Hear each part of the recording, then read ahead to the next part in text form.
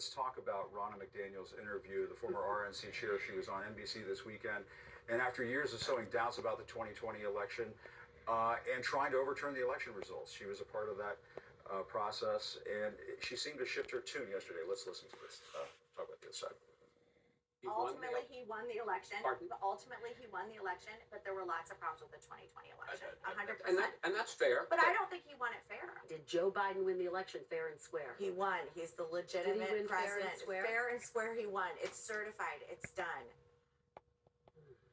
Wow. I mean, not to get into all the stuff of what's happening at NBC and hiring Ronna McDaniel, just that, I mean, just total 180, 360, I don't know what that is, double backflip It was something.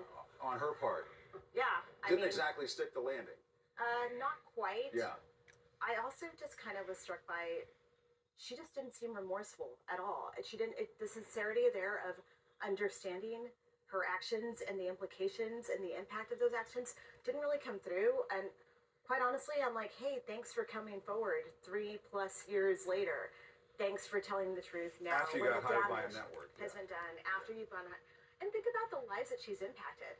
Think about the election workers that have gotten the death threats based on this. Think about FBI agents with the fundraising that went on after the classified documents case in Mar-a-Lago and everything that happened there. All those messages were pushed out by the RNC. So I want, if she's really going to change her tune, I want to hear about that. Yeah. I want her to tell the truth to people about what really was behind that.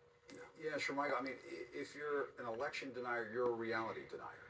Yeah. That is it. Yeah. I mean, look, the truth bears no lie. And this is a part of the credibility issue with the former RNC chair. It's one thing to bring on a conservative. We're conservatives. Yeah. I'm a conservative. We just Sure. talked about the former Actual president. conservatives. I just laid out what I think he should do politically. We talked a little bit about what his voters likely want to hear from him. And I think the viewers, folks who are watching this program, they can understand that, okay, sure, Michael's a conservative, Olivia's a Republican, no big deal. But they want to be told the truth. People don't want to listen to someone who's telling lies. And those of us in the press, Jim, we've talked about this. Oh, yeah. We have a moral and ethical obligation, particularly in this climate, to tell the truth, to bring on truth bearers. And with all due respect to the former chairwoman, I'm not certain if she's that person. Now, that's not to say that she shouldn't be permitted some level of redemption. Yeah. She certainly should be given that opportunity, Jim. But is that the best platform? I don't think it is. And I think a lot of Americans will probably feel the same way. Yeah. Well said, both of you. Thank you. The truth matters. It does. It does still matter. All right, guys. Thank you very much. Great discussion. Really appreciate it. We are monitoring developments.